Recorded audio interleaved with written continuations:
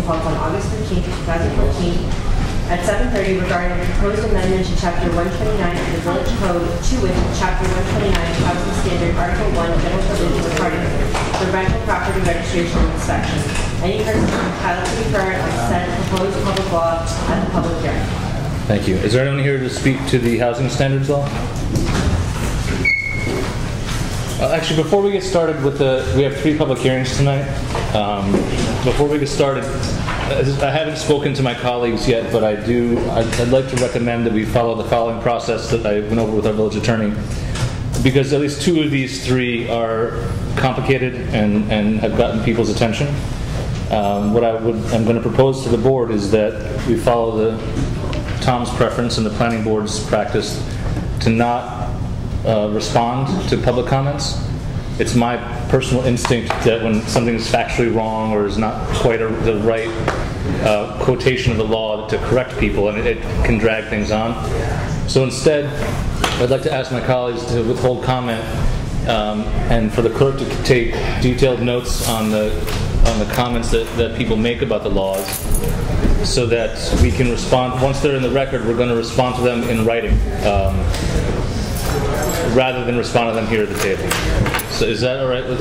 Then we will not vote on them tonight. Right, and I'd also like to hold the public hearing open on the first 2 of these public hearings, at least one more meeting. Okay.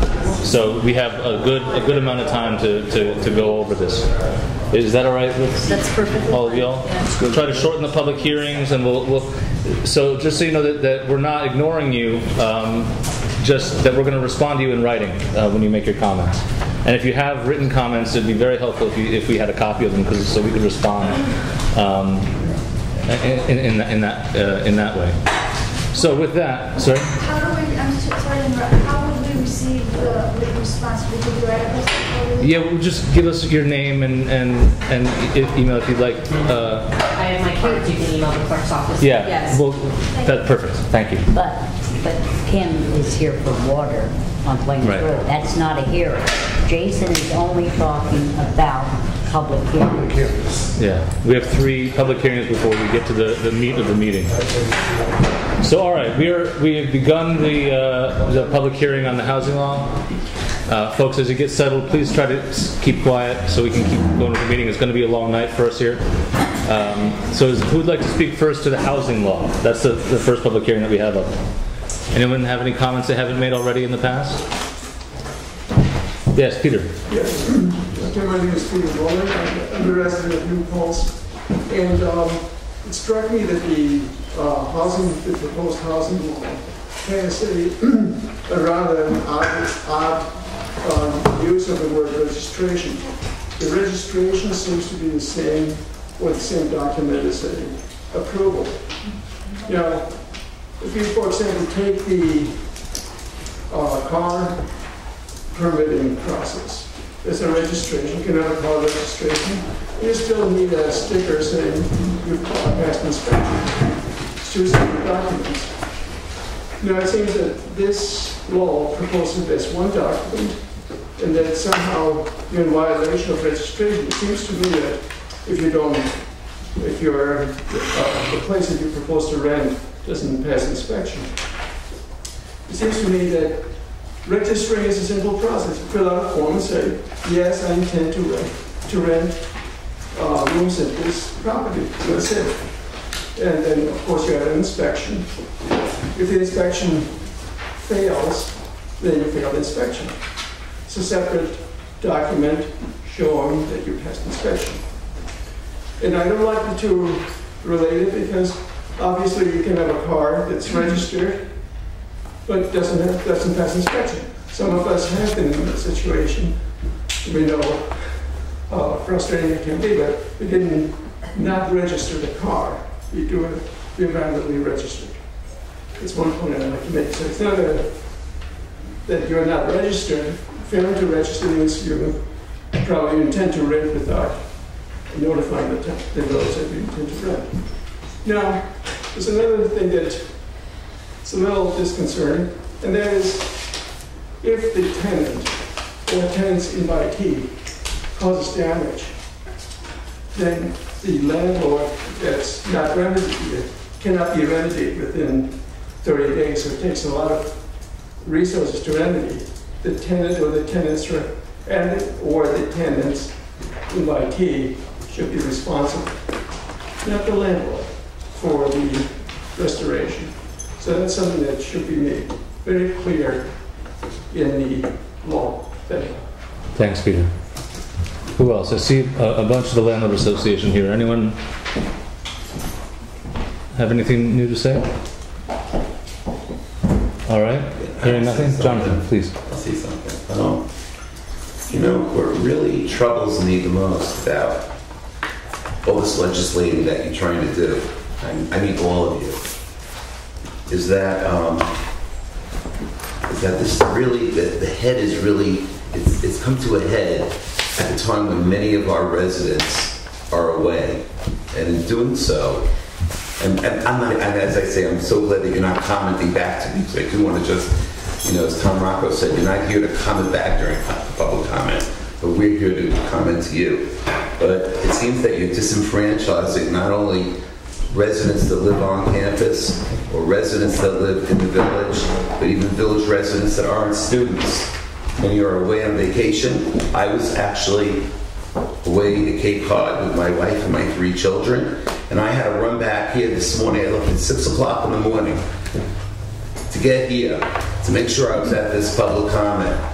But what troubles me is so many people, so many residents that live here, that vote here, that voted you all in office, are not here to make a comment and don't know what's going on. And you folks are just legislating as if you don't care, as if you're callous. And there's a callousness, and that callousness is troubling me. Like the people on Plains Road that lost their water, and they come here and they try to express themselves. And there's a callousness about this board that seems like they just don't care. Or, oh, make a comment, we can't comment back. It just troubles me very deeply to my soul that we're supposed to have a democratic institution. But yet, I know Rebecca she believes in transparency, but I don't know why she doesn't speak up. Jason, I know he believes in transparency. Maybe for certain things that I don't know. He doesn't speak up. Tom, you believe in transparency. You believe in giving every resident the opportunity to understand what kind of legislation you are going to legislate and what they will have to live by and how it will affect them. But yet, when you're doing these public comments, I don't need to repeat myself, when so many, maybe half the residents are away and don't understand and know, it just seems to be a little bit like, it's like sneaky mode. It's like you're trying to push this thing through without people, you know, just... Yeah, now, is this public comment? This is just for the landlord? Just for the housing law. Okay, so there'll be public comment for other. Yeah. Okay, so that's really the main thing. And I just last thing I'm going to say is that, you know, I know this is, you know, your idea, Jason. You're the mayor, and to me, this legislation is extremely abusive and oppressive. I don't think many tenants understand that their rent's going to go up by about $100 a month because of the restrictions in this legislation. That every landlord's going to have to build up a fund. Just God forbid something happens or there's something that they have to protect themselves. In this legislation, so I don't think you realize that every student, every family, whoever rents an apartment is going to be paying $1,200 a year more. And the leases are not going to be year leases any longer. They will be month to month. So God forbid, there's abuse going on at the top, and the landlord feels they're being abused, and then all of a sudden you say, well, you have to put the tenant up in a hotel for $200 a night, when they're only paying $15, $17 for the room a day. It just doesn't make sense. So I'm very upset, and I can't tell you how upset that going along with this kind of legislation, when it doesn't even make a difference, that when there is no problem, is a part of abuse. And you folks, by encouraging, it's become the abuses as well. I know it's funny, Jason. I know. I understand. I mean, you know, maybe it is funny, but I don't find it funny. But I guess that's the way it goes. And incidentally, one more thing I'll add.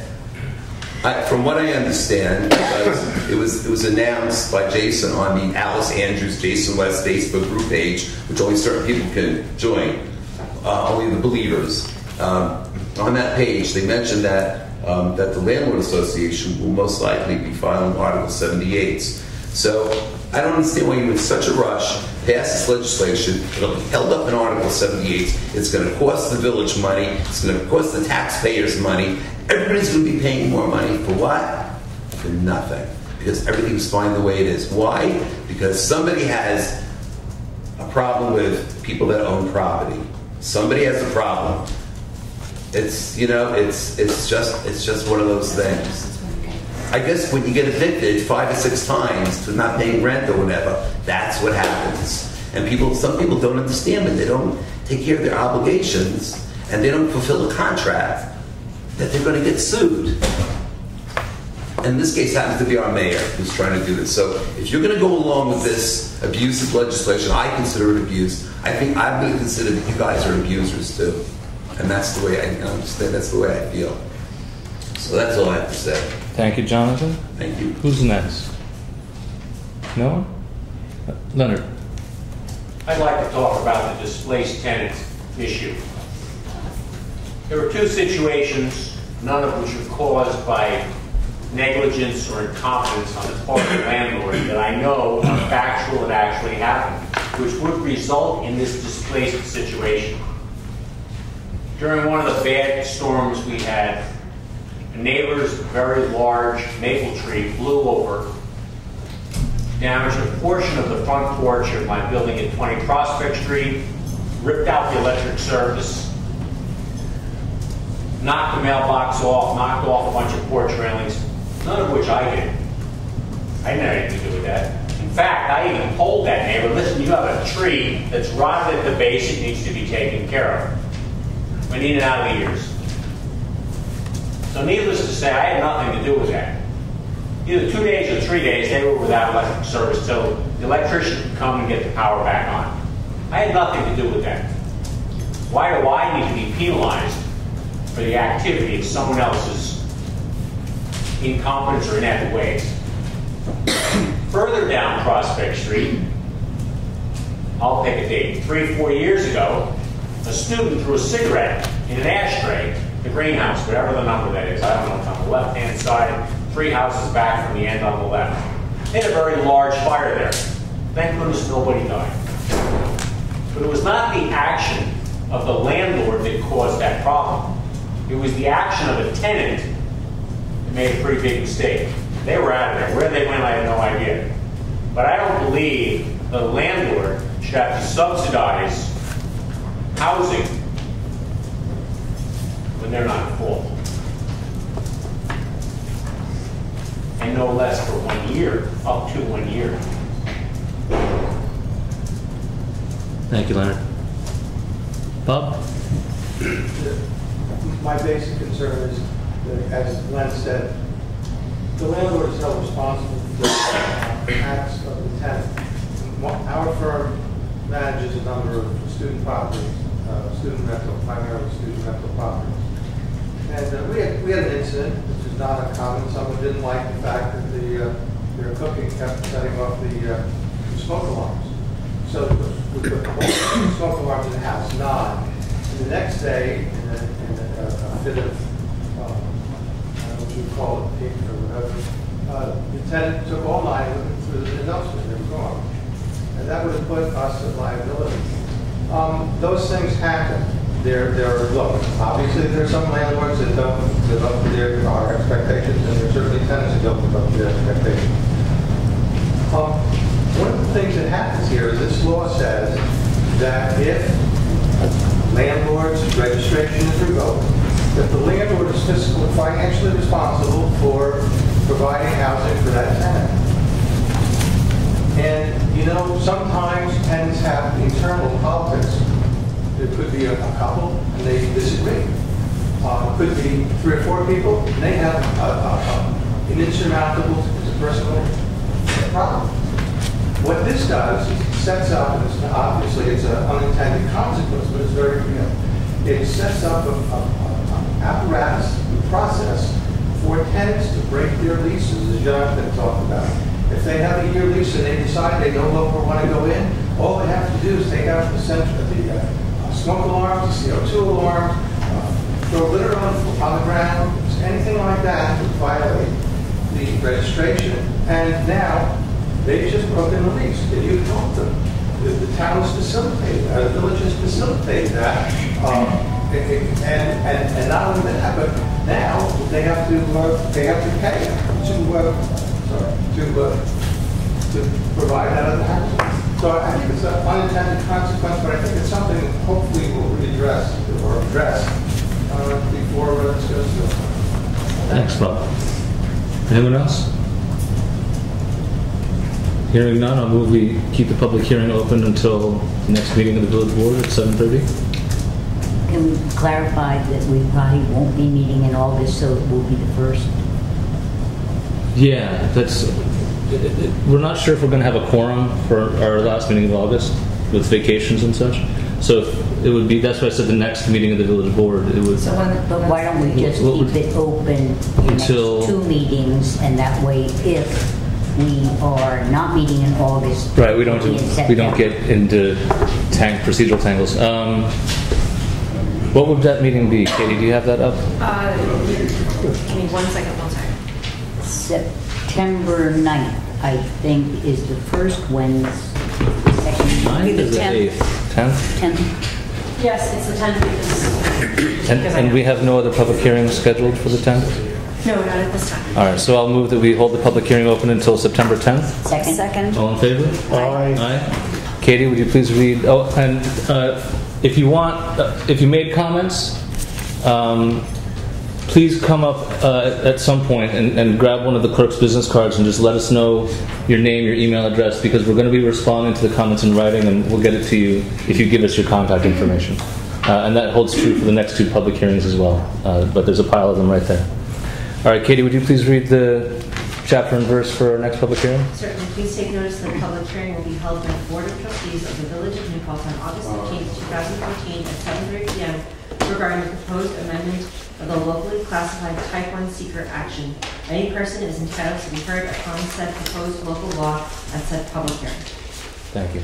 And before we get started with this one, I just want to make one comment because this is a very arcane local law. It's very esoteric. What this law means in a nutshell is the following. There's a map of all the potential, and I stress that, potential wetlands and watercourses in the village. We have that map. We've had it for several years. What this law does is it takes all of those wetlands. Yeah, here's a copy of the map so you can see.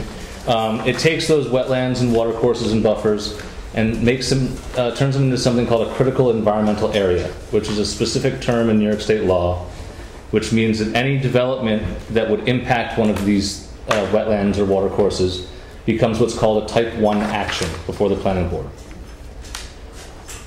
What a Type 1 action is, and every action that everything that goes before the planning board is either a Type 1 action, a Type 2 action, or an unlisted action. And Richie or Tom, please, if I misspeak, please let me know. What this law would do in a nutshell is make all development that impacts these wetlands, watercourses, etc., an automatic Type 1 action. And the real-world consequence to this is just one thing.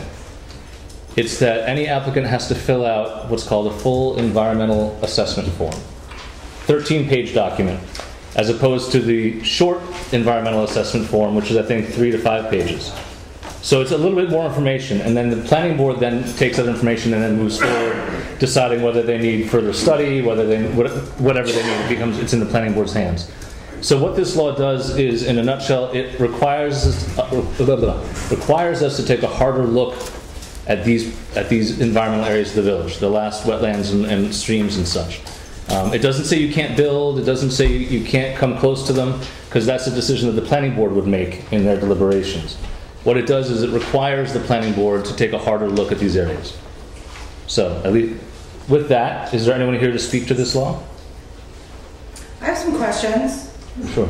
You just said that we've had this map for a couple years. And I was here at a meeting, or I don't know if I was here, I saw it on TV, I think I was here. And you guys said you were using a 14-year-old Hudsonia map. Then I heard from the other website that only 60% of our population is not censored from, that you were posting that you drew the map yourself. No. So, you know, well, actually, I think you actually wrote that you traced the map yourself. And I don't, if I'm not, you know, I'm not sure. I think you went to college for art history. I don't think you're an engineer. So, no. I don't know why you're tracing a map or what you have to do with having your fingers in a map that's becoming a law that's affecting people's lives and livelihoods of their children. I don't think it has anything to do with you. What was the first question? There were two parts to that. Well, I'd like to know which map it is. Is it a 14-year-old Hudsonia map that was designed to keep Woodland Pond out? Or is this a 2-year-old map that you just said? No. Or is this something that you drafted yourself? Or is it just a combination what was convenient for you? Okay, That's my putting question. aside all of the accusations, what this is a map from, I believe, 2006. It was a study commissioned by the village board from Hudsonia to study potential wetlands and watercourses in the village. There's like, I think it's a 20, 30-page study. You can see they have narratives for everything. One of the maps was a map of all the potential wetlands and watercourses, and et cetera, et cetera, et cetera. The map, what I did not draw it. I'm not an engineer. I went to art school, not art history school.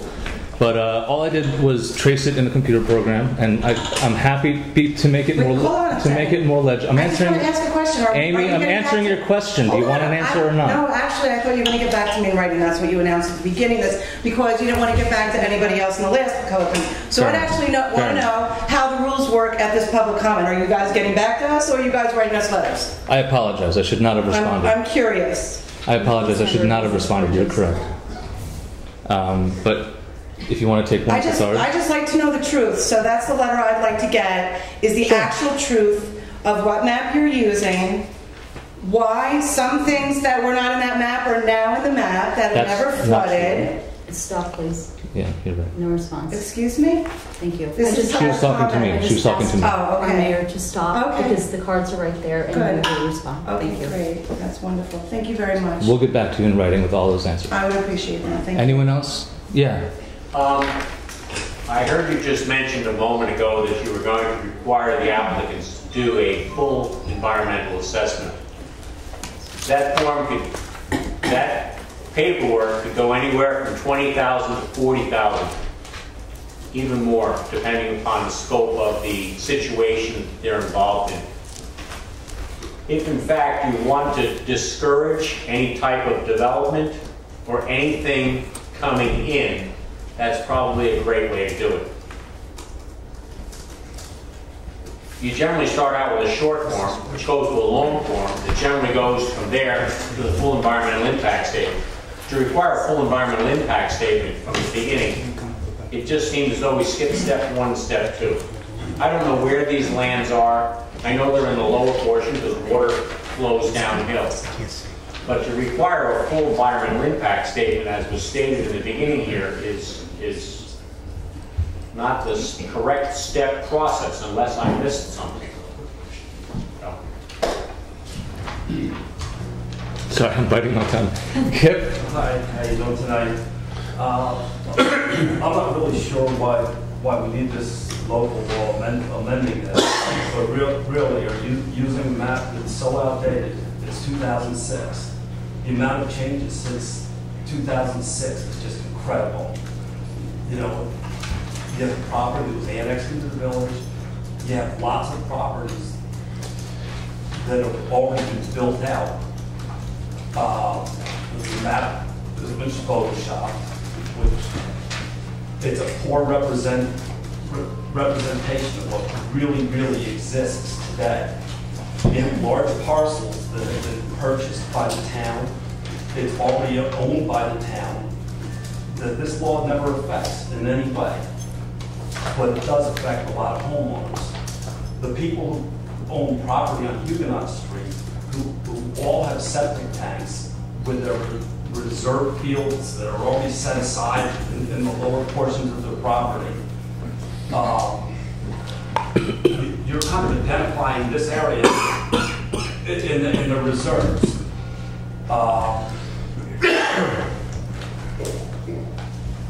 The whole east side of Huguenot Street will be in a critical environmental zone.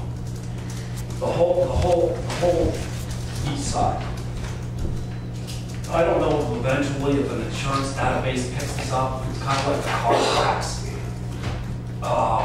Anything that happens with a car, eventually you get a car tax. We'll eventually end up with a homeowner kind of thing. Will this affect their insurance eventually? Will they eventually have to get flood insurance? Will this eventually devalue their property? How will it affect title searches and the future sales? Remortgages. People in the B or in the new highway district, they already have to fill out the long form. Now you're making everybody on Huguenot Street that wants to do something simple. It's already built out. The house, everything's already in place. But you're making them go through this long process. Is the village planning on running sewer lines down to the end of Huguenot Street so these folks can hook up in the event?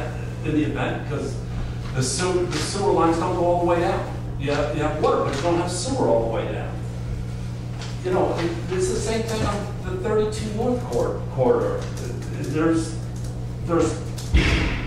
a couple houses there right in the beginning that are on septics.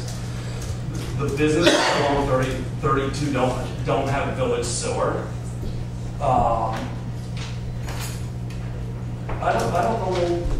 On one hand, you just put the village's big vision of the Route 32 corridor. I'm not sure how this all affects it. You took my property, you rezoned it, and then I don't get certain services. You turn my property into somebody else's future or whatever it is. I'm asking the village to run sewer lines down Huguenot Street, 32 North, and hook these things up.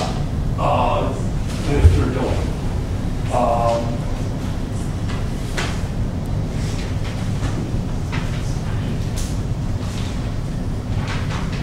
This map here that's passed out, this 2006 map, 70% of it is already built out or is never going to be built on or anything. And this law just kind of affects 30% of the people in this one area.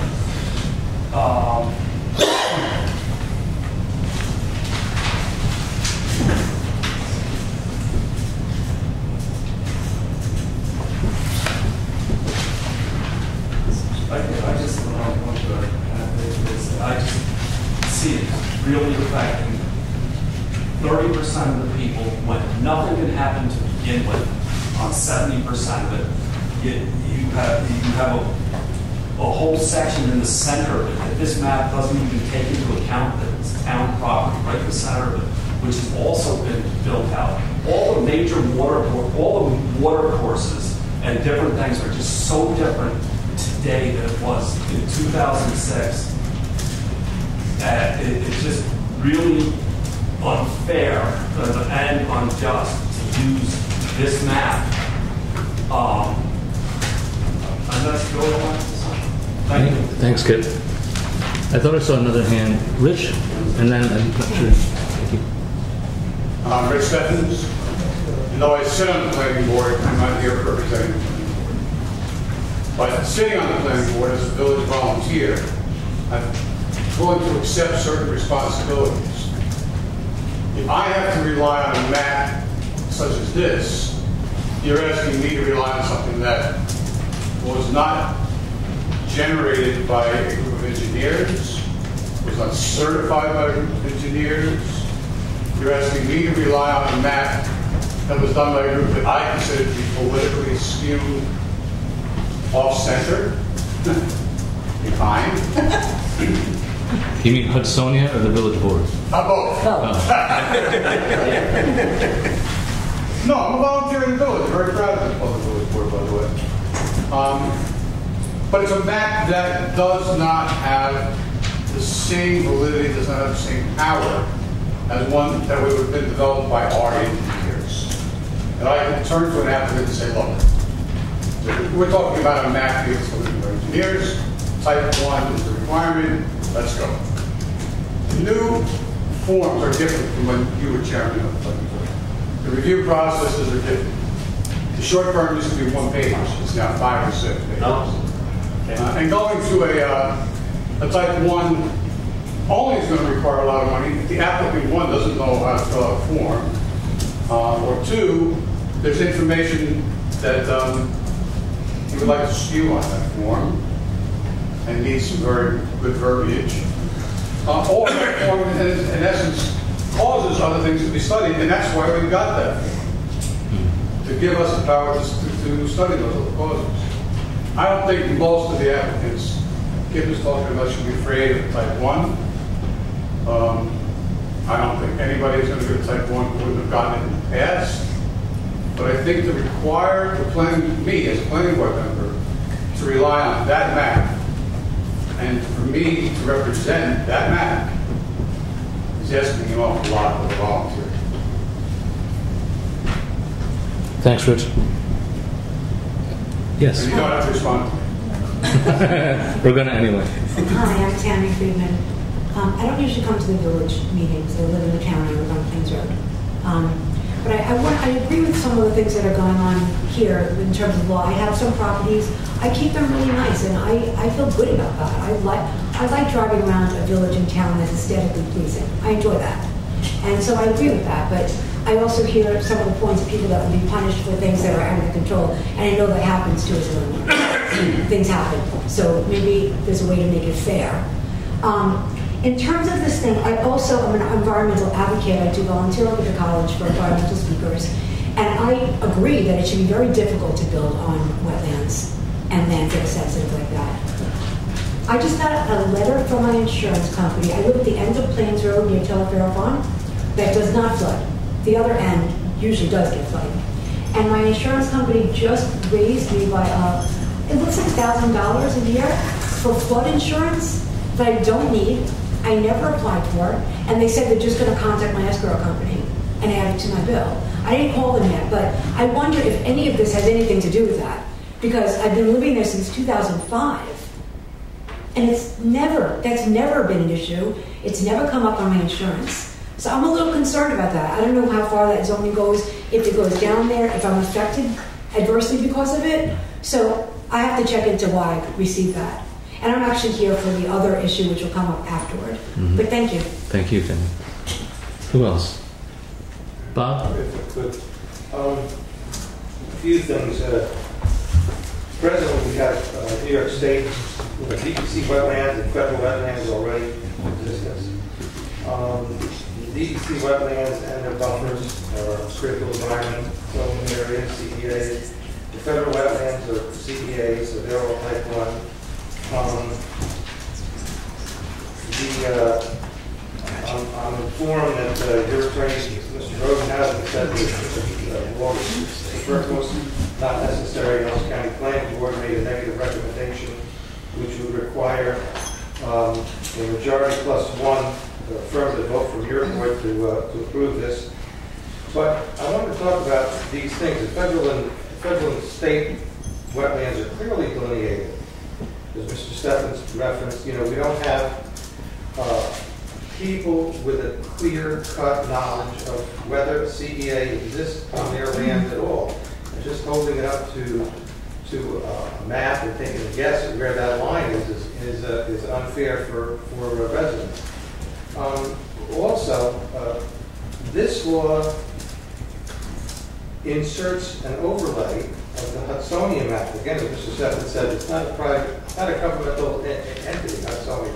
It's a private business, and they do have their own agenda. And I think it's unfair that we're subjecting property owners, homeowners, to a non-governmental agency. I don't know if there's any field testing. I don't know if there's been any field testing, any field verification, auditing. There hasn't been any peer reviews of what's on these maps. So I'm really concerned about that. And this additional regulation to homeowners will, as Mr. Lowe's has said, will just increase will actually decrease property values on resale. No one likes to buy an unknown. Fear of the unknown in real estate means lost money. So, and as Mr. Cohen said, you know, when the town of New Paltz passed their 2010 Southwest wetlands law, they required in the legislation that it was the town's responsibility to advise everyone who they thought had wetlands that this new law was coming, here's how it would affect you, and here's what you can do. So it's a small village, and I would say that if you do want to consider passing this law, I would like to see the village board send a letter out to all the affected parties advising them what this law will mean to them, what it will do, and have them let them be knowledgeable. And an educated electorate is the best thing for government. Let them know what this law will do, what effect it will have on them, and let them come and see what, and poll the people who are to be affected. Thank you. Thanks, Tom. Jason, can I just... Yeah, please, Rich. Rodenhausen doesn't work for this board. Rodenhausen is the planning board attorney. Don't pay any bills.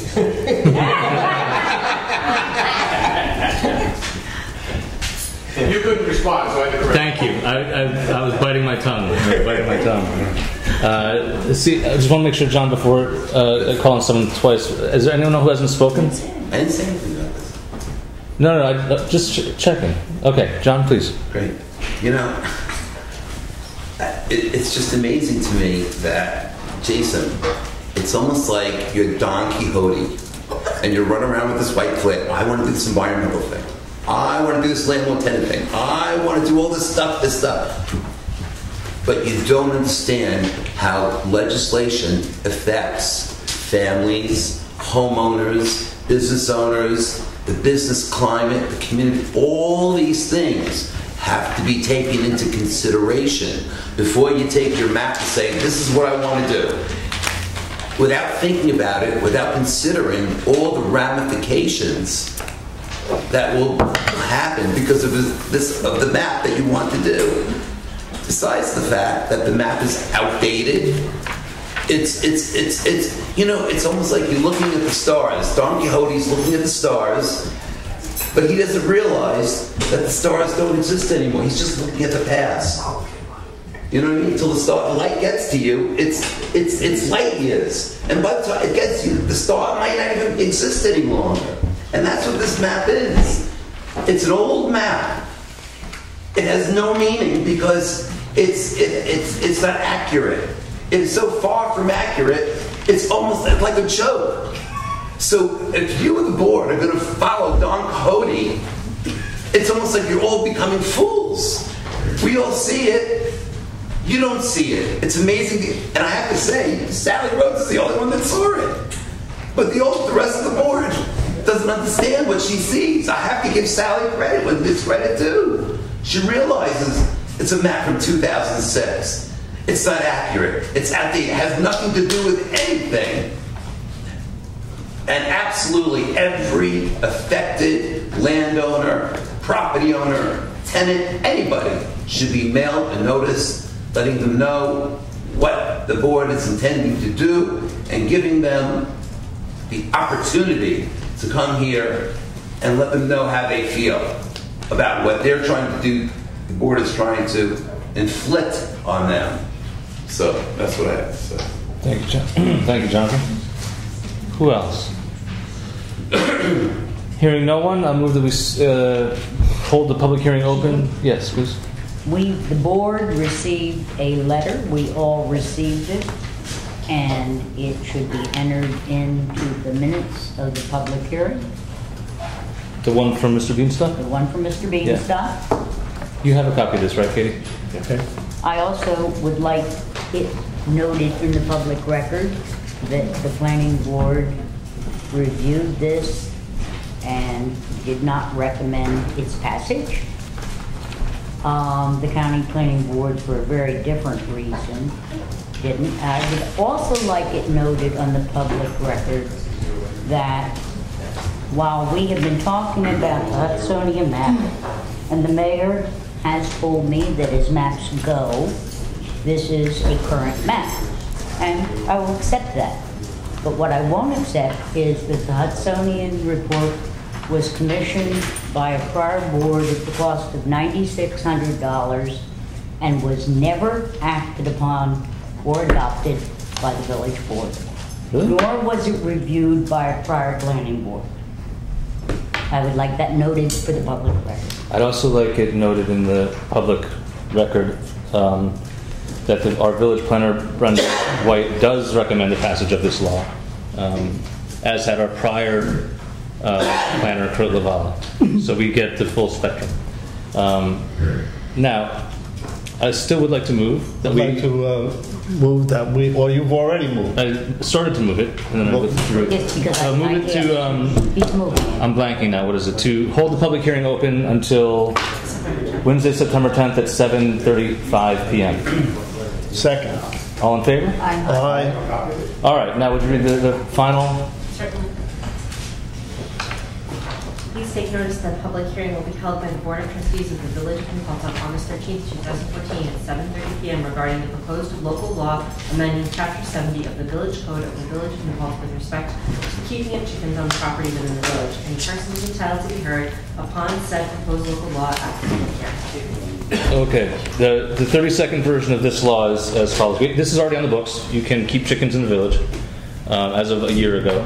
But the law that we passed a year ago said that you had to have a half acre of land or more. And this law was written because some of us felt that was unfeasible because there's so few half acre parcels left in the village.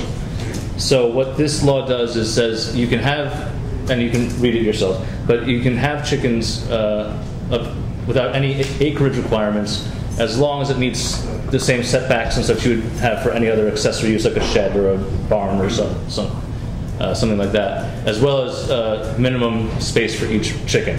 So if you want 6 chickens, you got to have 10 square feet per bird. That's 60 feet. If you can fit a 60-foot area in your backyard on your parcel, you go right ahead and please share your eggs. But is there anyone here to speak to this public? I should have known. Yes, Anne, please. Well, actually, I was relying on someone else to read the law, and that wasn't what I got from it, unfortunately. But how many additional properties would that open up chickens? I don't know because it would depend on. I mean, I suppose you could sit down and calculate it, but I don't know how. You need a minimum of 6 chickens. So I don't know how many parcels could fit 6 chickens with all the relevant setbacks, because all the setbacks and such would change depending on the zone that you're in.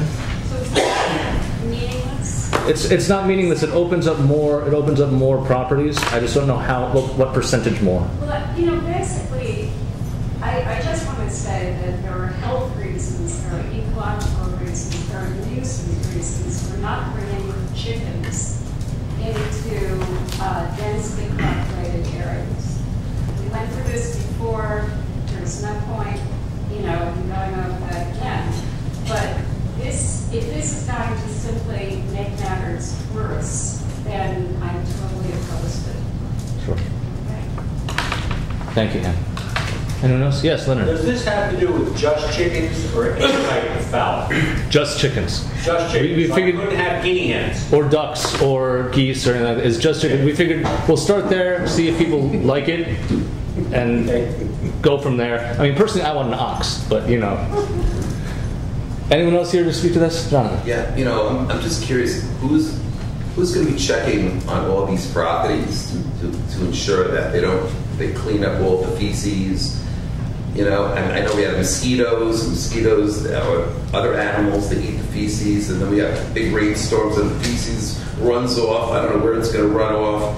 it just seems to me where when you have such a village that's so closely knitted together, it just could invite maybe infectious diseases. And I'm not trying to say that these things can happen. I mean, look what's going on in Africa with Ebola. I'm not saying it's going to happen here. I'm not, but I'm just saying, but look what happens, or encephalitis, or other types of disease-borne carrying, diseases that I don't know that you could. I just don't know. I just don't think that in a village. I wish I was more knowledgeable about these things, but it just doesn't seem like a good idea. It just seems that maybe in the town it's fine because the property's so large and it's good. But here in the village, the problem is I don't trust 85% of homeowners who are going to have chickens to clean up after themselves properly. Some people are comfortable not even showering themselves. You walk around, you can't breathe. You're like, oh my God, why don't they take a shower? How do they? You think they're going to care about picking up chicken duty? I don't think so. But that's my opinion. You think it's a good idea? I don't know. It's a Don Quixote thing. That's it. Anyone else here to speak to the chicken law? Yes. Thank you.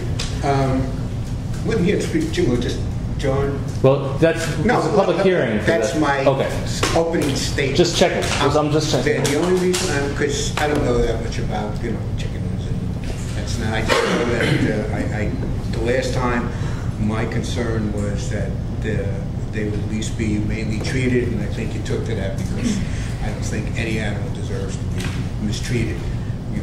There's a difference between mistreatment and what's necessary. But John brought up an interesting point, which is why I'm speaking, and it's just something you should consider before you act on it.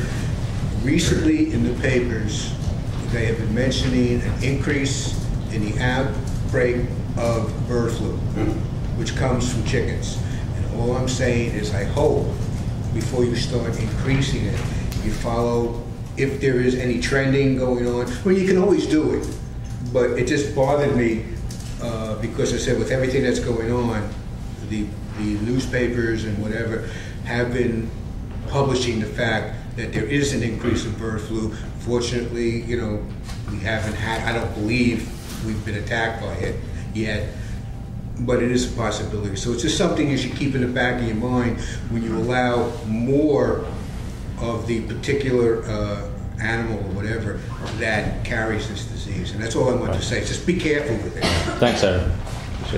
Peter. And then Rich. I think several good points were brought up. I'm sorry? Many good points were brought up in this discussion, and the prevalence of chicken poop. And I know the law says people who keep chickens have to remove the poop once a day. Now, who is going to enforce it? The building inspector is going to go around. Are you going to hire a poop inspector? Who is going to enforce that law?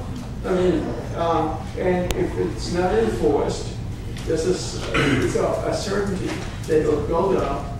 Mosquitoes will carry germs from the poop to your gutter inside your house. And infections are going to be spread. And so there's a health concern there that should be addressed.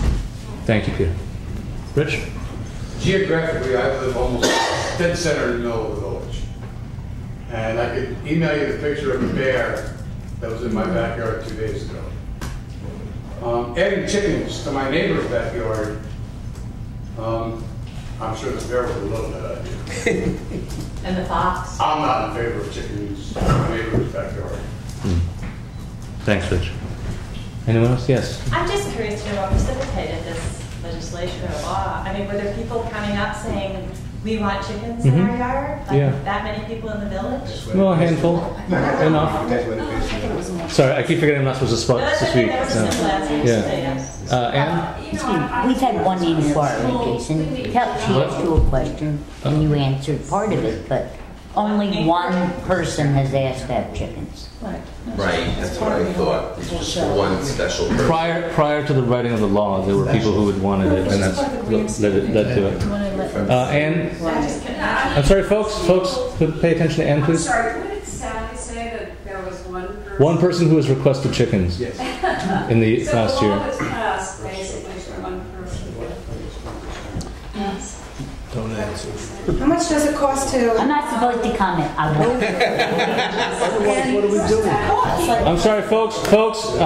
And Mrs. Mueller is speaking. Could you please give her the respect of your attention? I think people need to know that this law is now being passed. That we don't even know that people can have chickens. I frankly have not seen chickens anywhere in the village. But I know that it's not a good idea to mix chickens in a densely populated area. I mean, that's one of the reasons we have agricultural areas. And I really would like more publicity about it. I'll start writing letters to the editor, but I don't know how many people really, read the paper. Sorry, Aaron. Hopefully they do.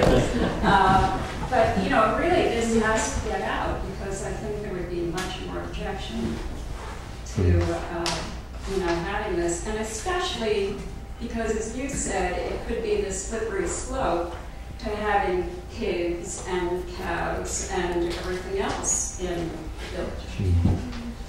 Anyone else speak to this law?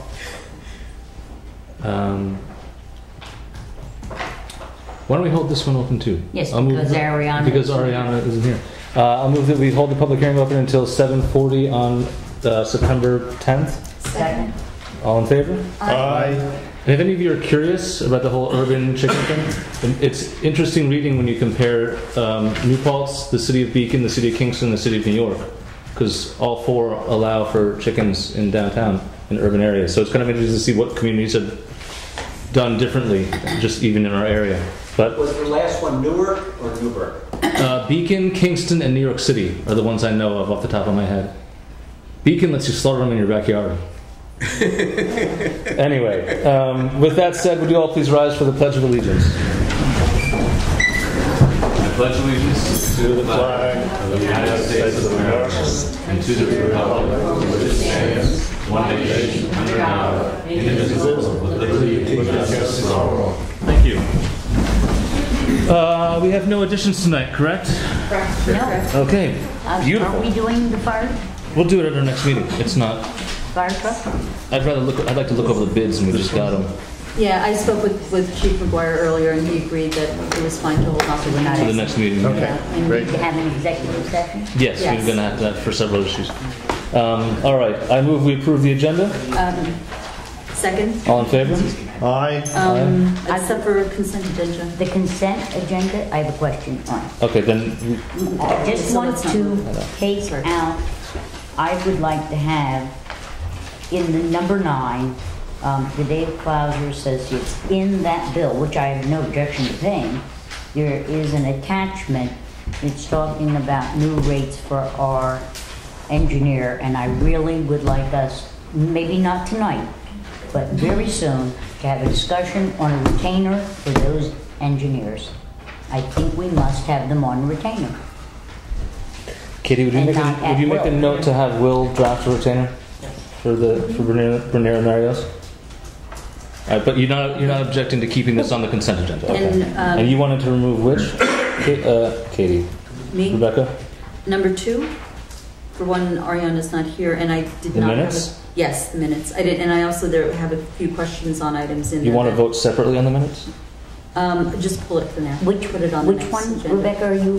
The draft minutes. Okay. That are on the consent agenda. Why don't we just? Why don't we just approve them? Why does it matter if Ariana's here or not? No, there's a few things in there that I have questions on that I haven't been able to confirm. Okay. Oh, you need Ariana to confirm? Yes. Can we approve them pending?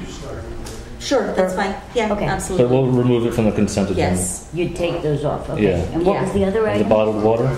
Yes, the bottled water. Which one? Number 8. Item number 8. Oh, you want to discuss that? Yeah. Yes. Okay. All right. So with those changes, I move we approve the agenda? Excuse me. Yes. I would like to remove the bills and claims from approval if they have not been signed yet. They're all signed. They're all signed by the... They're all signed, Yep. yes. Then leave them on. All right. All in favor? Aye. Aye. All right. Public comments and an announcement by the board. Is there any generic public comment, general public comment. That's not. Never mind. Go ahead. Yeah, John. Okay. You know, I just wanted to discuss. Maybe I'll face the camera because everybody just sees my head. I just wanted to discuss. You know, we've been having these neighborhood walks, and you know, we've been, you know, walking around our neighborhoods. People don't know what's going on here. We've been picking apart everybody's house. You know, if you know something like so minor is wrong, we write them up. You know, Jason thinks it's a wonderful idea, and you know, and I really think that you are all, you know, our village boards are exemplary examples. I go to your house, Tom. It looks beautiful. Sally, really I beautiful. got written up. I'm telling you, Jason and I go home. Rebecca, but even Rebecca, where she lives, it's very, very nice. And then I walked in front of Ariana's, and very nice. It was small but nice. You know, nice. It's nice and you know, it's cozy. And the thing was that she had said, I thought it was a great idea. She was you know, that she encourages recycling. And she has a toilet bowl that she made into a toilet bowl planter. I thought, how wonderful. So maybe I'm just asking you, so on all our properties, are you also encouraging that we use our old toilet? I mean, I have plenty of old toilet bowls. If you have any old toilet bowls, I'll take them. I'll turn them into planters. I can put them in front of my store. I can put them in front of all my homes and really toilet bowl plant it out. So I was curious if you're doing all these walks and you're criticizing all homeowners' properties and micromanaging them. Are you also? You don't have to answer my question because I'm not asking for an answer. But I'm asking the question: do you encourage toilet bowl planters? Because I'd love to also get involved in it as well. If you think it's a good idea, let me know. But I'm just saying, if you know, I have to use you as an example from the top. So that's how I feel. I'm a resident, and you know, I'm entitled to my opinion. Thank you, Jonathan. much. Any other public comment? All right. Announcements from the board. Any announcements tonight? Yes. What do you got, Sally? Going to announce Holly's success. Go right ahead. Well, you have the. I thought it was going to be on the agenda, Katie. I pulled it from the agenda. It's honestly, it's not. It'll be faster to do than explain why it's not on the agenda. Our employee Holly Esposito was recently passed the code enforcement officer exam and has been internally promoted into that position. So congratulations to Holly.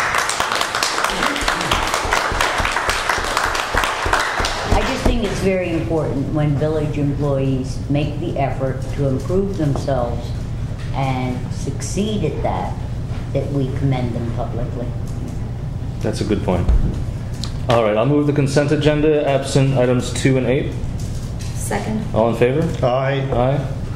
All right, let's see. Who's doing the presentation from Plains Road? Is it Ingrid? Aye. The floor is yours. Senator Hudson is going second, everybody? Well, yeah, Senator Hudson was second.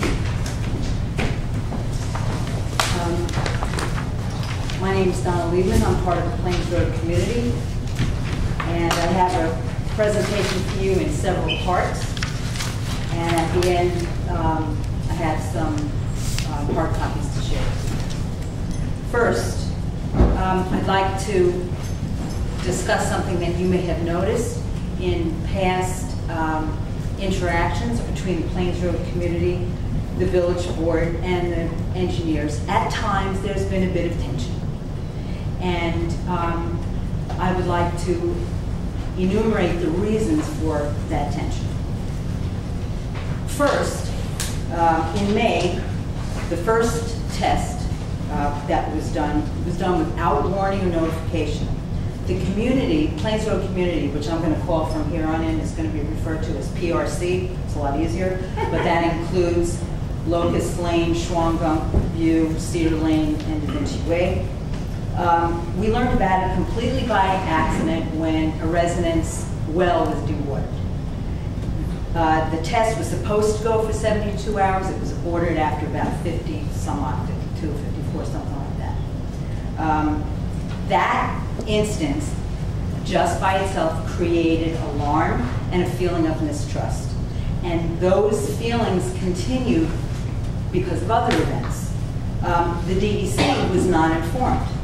At the June 19th meeting, there was a representative of the DEC, and he expressed surprise that the testing had actually occurred. But I'll go back to that later on.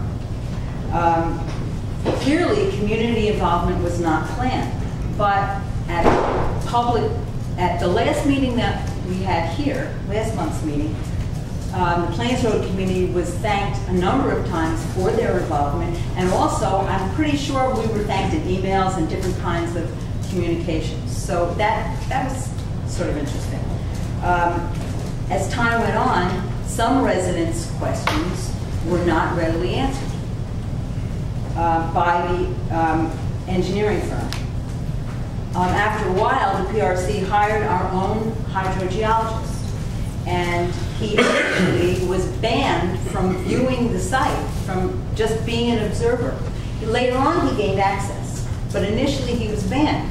That, we've had two other groups here ask for transparency and ask for communication, and that, that sort of is the opposite of transparency.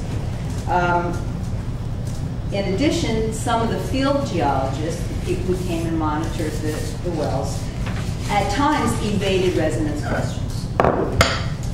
Tonight, there's a line item on an invoice from Chazen? Ms. Glauser? Okay. That mentions project lawyer. But we've been told repeatedly that there is no project yet, because we've asked other questions that would require that a project was actually formally established. So that raised some questions. So if you add all those things up, it's kind of understandable why people would be a little emotional. All right, so we're acknowledging that, and now we're not going to pay any more attention to it. It's done. Now we're going to deal with the facts. There was, the first test occurred in May, and what I'd like to detail for you are the impacts that we know of from that test. Now, the engineering firm was surprised by the impacts, which he expressed surprise, I believe it was Russell, expressed surprise at the June 19th meeting. And this alone indicates the high-risk nature of tapping the Plains Road aquifer, as it has far greater underground connectivity to community water than was anticipated by our own experts. Raises some questions. Now, in addition, one house lost water, a pump burned out in 2 homes, a 2-year-old water holding tank, which is very new, needed replacement. In another home, the filter was changed, but what continued was black water, congested pipes, and increased sediment. A number of homes had increased sulfur smell and taste. In one home, a pump overheated and tripped the circuit breaker. And one home tested positive for E. coli. Now, this list only represents the impacts that we are aware of. We don't know all the information. We have limited access to the information. And it is reasonable to be concerned about these events that actually happened. It's a reasonable response. So now let's go to the July aquifer test. Since recovery times for this test were very slow, it is logical to surmise that recovery times from the May test were also very slow. So therefore, it's also logical to question the validity of the pre-test that was done on the Plains Road community wells. And by pre-test, in case you don't know, I don't know how much of this you know, a pre-test was done to establish the quality of the water in a number of homes on the road before the test pump actually began. So after the July test, 3 homes, or this was actually during the test, 3 homes required an external water source. the water level in a well far away from the test site dropped significantly, and Plains Road community was told that only the homes nearby might be affected. This is the same home that tested positive for E. coli, but after the July test, thankfully, it tested negative for E. coli. Homes with bedrock wells were affected. Our community was told that they were not expected to be affected. The water levels in many homes continued to drop long after the test was completed. The recovery, again, has been very slow. Now, we have shared whatever information we can gather with our hydrogeologist. And based on that, he has expressed concern about sulfur, or H2S, and radon. Might I ask who the hydrogeologist is? Paul Rubin. Yes, he's very good. He's helped us with some things. Right, so, okay, that's great. That's great that you know that. At least 4 homes are currently experiencing increased sulfur smell, and the test ended July 15th. At least 1 home is experiencing strong, unfamiliar taste and decreased water pressure.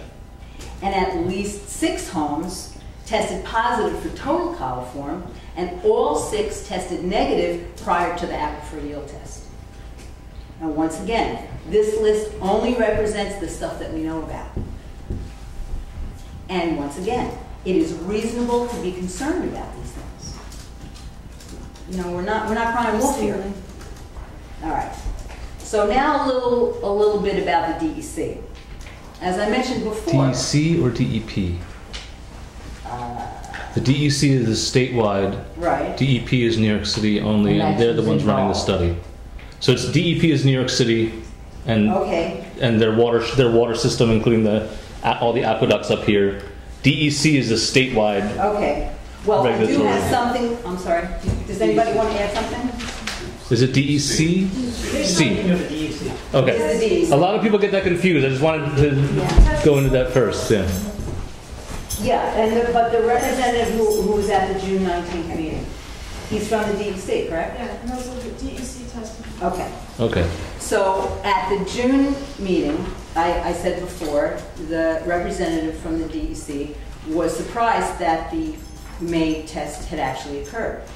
And now some of this, it's going to sound like a foreign language. According to the DEC Appendix 10, TOGS 3.2.1, which is the Water Withdrawal Supply Permit Program application, a suggestion is made. Actually, it's advised. That's the word that was used. It's advised that before any test is begun, the DEC is notified. That didn't happen. A quote, a partial quote from that document. To approve any such application, the department must determine that the proposed well or wells will adequately meet the needs of the applicant without adversely affecting existing others who may rely on the same aquifer. We can see that's already happened. Another quote. Other factors to consider when citing a project include, this is in part, existing or potential groundwater contamination sources. Now, I'm one of the homes that tested positive for coliform and was negative before. It's something to be concerned about, right? All right. So this leads me to the next part. Now, the community was not notified of the first test because the engineers believed that there would be no negative impact, but there was negative impact. During the second test, the engineers believed that bedrock wells would not be affected, but they weren't. The village has one chance to have an alternative water source funded by government agencies. If the village spends that money on a site with limited viability, then ultimately the village residents are going to have to pick up the tab. In June, when we had the first meeting, the PRC submitted a long list of questions regarding alternative water sources. And some of those questions over time have been answered, but a lot of them still apply. So even though you said you're not going to respond, it was public hearing part, it would be great if you could respond to some of these questions. What is the current status of exploring other options? We have the fairgrounds, the boat launch on Springtown Road, Wallkill River, the area in the town of Lloyd, right? Did I leave any out? Yep. The aquifer underneath the Plesser property right next to the thruway, which has been tested, and there's more than enough water for the village and the town together. Okay, thank you. Because of politics. Well, you know what? I won't say anymore. Thank you, appreciate that. So, can you apprise us of the status of any of those? Tom has been our representative at the meetings here. Okay. I want to be very clear that this is not a moment for me to be impromptu in giving out data points that are not firmly fixed. We did respond to you and included a response at the last meeting about some of the projects that have been ongoing since the beginning of the award by DEP. That includes a monthly test of the Wallkill. Right. For DOH purposes. That goes on every month. This will be the longest sustained testing of the Wallkill at this site that I know of. Maybe that has occurred. We all know that Riverkeeper has done an excellent job of testing the Wallkill. They do not test during the cold months. This project has tested during the cold months. This is not a moment for me to engage in a lot of banter back and forth. Yeah, why don't we? Is there something that? Just these are they're testing the Wallkill for, and I didn't get the acronym that you said. Testing the Wallkill for a variety of substances to determine its use as potable water and the level of treatment that would be required to render it potable. What the acronym he said, pardon me, Tom, was the DOH. I'm sorry. Because the Department of Health is also involved in this. Yeah. I'm sorry. The Department of Health is also involved in this, obviously. There are lots of D's involved. What I'd like to do, especially there's a list of questions, because some of them we may just need to look up the answers or just ask somebody. I'm going to send a copy of this video to our engineer and have them watch your presentation. And we can get answers from the highly paid New York City professionals instead of poor Tom sitting here at the table. Okay, that's reasonable. And some of the questions would be better answered by those people. However, you are the body that's going to make the decision. Correct. So at some point, you need to own the information.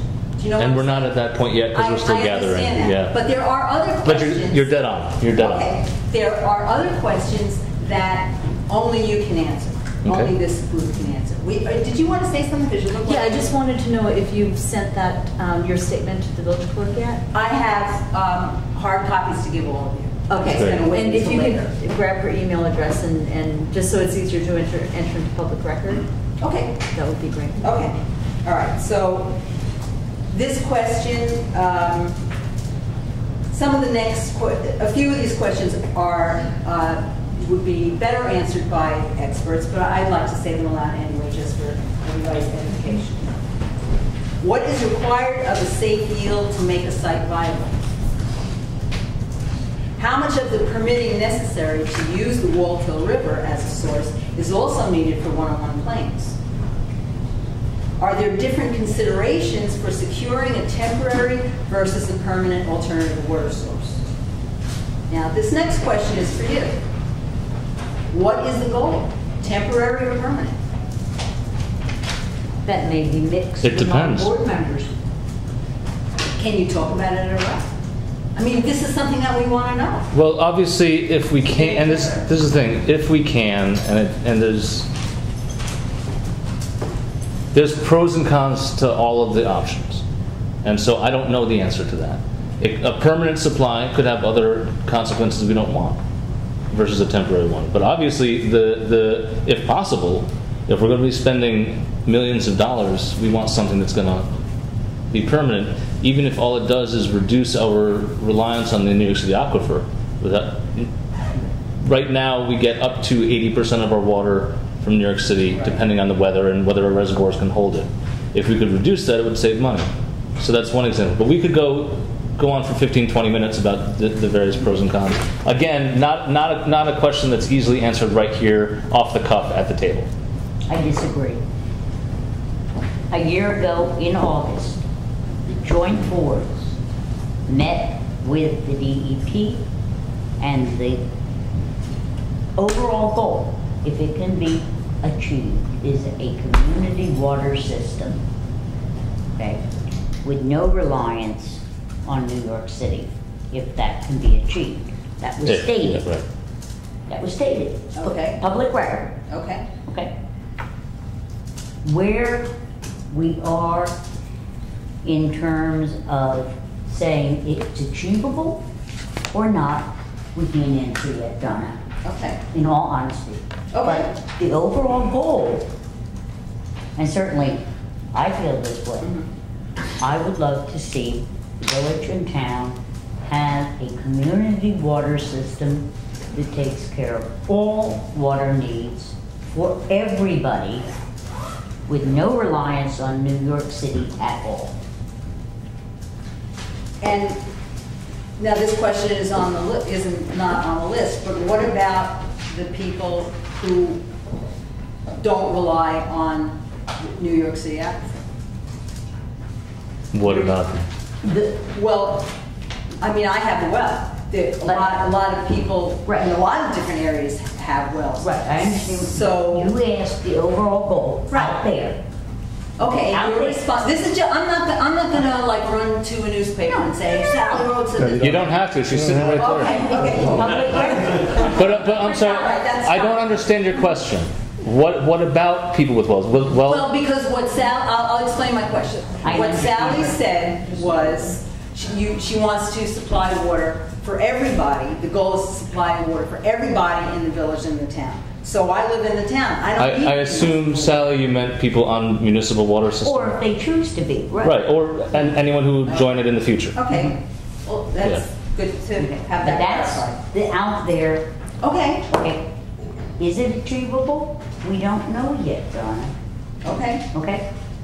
There are a lot of things, and a lot of questions, and a lot of information, a lot of technical stuff that we are going to have Mr. Clauser, Bernier, and Larry is chasing all of these people that are involved, DEP, answer those questions.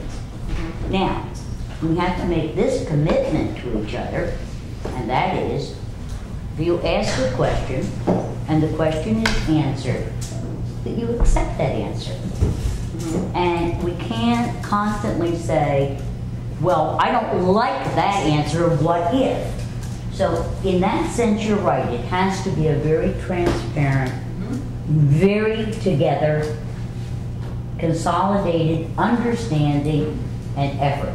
And I myself am not a hydrologist, nor am I going to pretend to be. And at some point in the very near future, I would hope that there might be a community forum of experts when we are done, that will meet with all concerned residents and talk these things out and have, I think the last time the group was here, questions were asked and questions were answered, and a lot of things were clarified that hadn't been clarified before. And Kim and I had a conversation afterwards, and she, clarified something for me, and I clarified for her. But I think right now, at this juncture, we don't know all the answers to the questions. We have questions, you have questions, and I would think in the very near future, some of those questions will have answers, and we will all learn together. Okay. Well, I'm sorry. I think I might be able to sort of clarify a little bit in terms of your question as to those people who currently have wells, if there were to be a little more of a formal joint village town.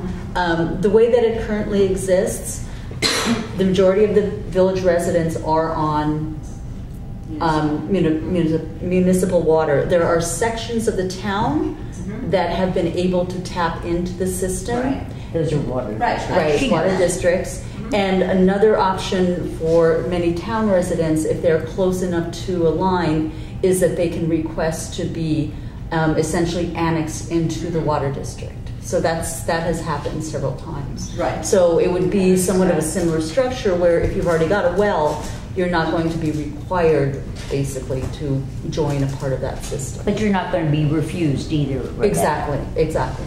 Okay, I'll just continue then. And Is there going to be a water system that runs down our road? Pardon? How can I tap into a system that isn't there? It doesn't exist. Right. And they're two very separate issues. Two entirely separate issues. This My is the well problem. goes bad. There are 500 questions that are going to be raised here. Then what do I And tap what are we into? going to... You're not, put it out of your mind. You're not tapping into anything unless the people in Plains Road get together and want to spend the money to have water lines run down Plains Road. There is an issue. Her initial question is,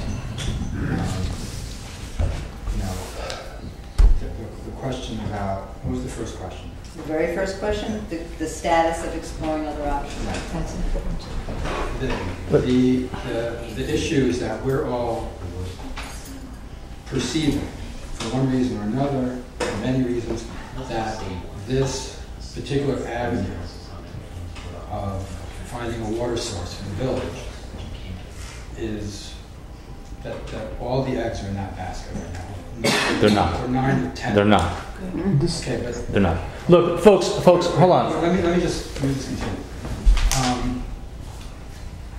Her well, my well, and a bunch of other wells have solar coliform count now that didn't have before. If this one test, this one withdrawal, and I'm just talking from my logical mind, this one 400 gallon per minute withdrawal for 72, 96 hours that occurred. Now I have water which is not as pure, that has some contamination in it. And we know of 6 houses that this has happened to. This is not public knowledge, so we don't know about all the rest. It's probably all of them, because even the test well itself, that the water was drawn from the main body of water that was pumped out, that is now contaminated as well. So it's very logical to assume that if this water source was used, that my water in my well, I can't use anymore without chlorination or filtration or whatever. And what Kim is saying is, if her water is bad, what's going to happen? And sort of the question I have is, will we be forced onto a community water system? And to No. pay for it ourselves. No, look, folks, let me, excuse me. These are difficult conversations because you're expecting us to have final answers about a project that we're in the middle of doing. So if Plains Road, if the aquifer, the water down on Plains Road ends up not being our best option, we're not using the water on Plains Road. I mean, why would we? If there's a better option somewhere else. Now, when we can't drink our water, it's no longer a what if. Our water is no good. It's not potable now. My understanding was the DEP was taking steps to fix that. There is no fixing. All I'm not a hydrogeologist. I don't know. Is too high, and our water is no longer potable. So it's not what if this happens. It's happened. I'll send an email that said, okay, you passed, now you failed, and here's a website for more information. There's no mitigation. That's all you want? The website says, do not drink the water. And I haven't even gotten my test back yet. They took it like a week and a half ago, and they haven't told me what my water quality is. So there's more of us that will be finding out. But my point, or the point I'm trying to make, and maybe I'm not being clear, okay? There are some things that happen out of coincidence, There are some things that happen out of design. There are some things that happened that weren't planned. There are other things that haven't happened. And to sit and speculate, okay, until we are looking at, as Jason and Tom both said, we are looking at many options. Plains Road is not the be-all and end-all of it all, okay? Number two, some of the issues raised this evening may be not new issues, but issues that you've always had and it's only just been found out. So that goes to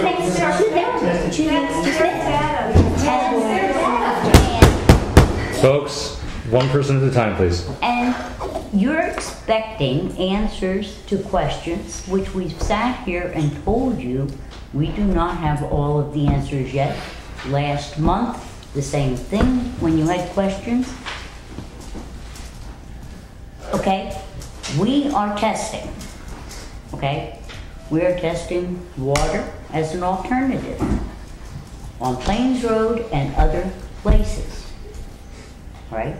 And until all of those tests are complete, and I think that DEP has been very responsive as far as I know and as far as this board knows, any problem that has been brought up or raised with them, they have attempted and have resolved for many people. Now, if you're saying that that isn't true, then we need to know that. We're telling you. We're telling you now. Why didn't you tell DEP then? DEP? The DEP has not called me. Who called me was the hydrogeologist. He said, you have acceptable potable water before the test. After the test, he said, oh, your water is no longer potable. The total coliform level is too high. Here is a website you can go to. I went to it. It says, don't drink your water. So I have no potable water in my home anymore. Can I say something? Yes, Tammy. And then I need a question for Donna. Okay, And so then there's we'll a get to you. third pump that went out that you don't know about because I was away last week and my pump failed. So I wonder who do I send the bill to for this over like $1,500 job? All of my faucets have gone bad. My water is so hard I can't wash my hair with it. It's horrible. And I have the reason they did a baseline, they did a test before to see what the water was like prior. My water was fine according to the New York State. Now, they did a test weeks after their well test. How accurate is that? They should have done one right after the test. I didn't get that one back yet, but I can't imagine how the water is the same. It doesn't taste the same, it doesn't smell the same, and I'm having major problems with all the water mechanics in my house. So this is not coincidental. It has to do with the test. I didn't have problems before, and neither did these people here. So it's not experimental design. This was their experiment, and what it showed was that we don't have potable water anymore. So it's not a what if we're exploring other. That's great. I'm glad you're exploring other places. But right now, we need a solution because we don't have any drinking water in our home. Could you, since you're giving the presentation, Donna, could I get a... Excuse me, Len? Just, please. Could you give me the most up-to-date list you have of the names and the addresses of every well that was affected by the test? I don't, that's not part of this document. But could you get it for me? Okay. And actually, can we just pass around a sheet right now for that matter? Well, I'd like it... Not everybody was affected. I know, I realize that. But I'd like everybody at once. Yeah. I'm sorry, hold on. We have a whole other meeting, and I'd like Donna to finish her presentation if it's not done, and kind of limit the questions and the comments about what are wrong with particular wells, because we're not engineers and we're not hydrogeologists and we can't answer. I know, and let me finish and I'll let you. So I understand there's fear, there's anger, there's bad hair days because of the bad water. But until I get a complete and thorough list, so that I can have our engineers as well as DEP, not just the city, but the village engineers, look at that and advise the board on what's going on and how it could be fixed, I can't personally really answer many of your questions. And we don't have the time to sit and hear every horror story that's happened. I'd rather get to solving the problem than rehashing. Well, it's kind of hard to, with all due respect, in order to know what problems to solve, you got to hear the horror stories. Because those are the problems. But Donna, the point has been made, and what I'd like is names, addresses, what's wrong. Okay. And give it to me there. And Ami, I'm sorry, now please, if you wouldn't mind. I think you need to ask the engineering firm, because they have all the data. We only know of the residents which share that information. Right. Most of them have not. So your hydrogeologist, Bowser, and the Chazen Corporation, they have all the data. They have all the test data, pre and post. So they would have better data than the Plains Road community. Well, the Plains Road community, could I answer this? The Plains Road community has gathered this data just by the sheer force of will of a lot of the people sitting in this room and some people who aren't here, because we have an email, we meet at each other's houses, right. We walk around to the neighbors and say, hey, you know what's going on? I'd still like a list of everything you know of. Everything you know of, please. That's a great request.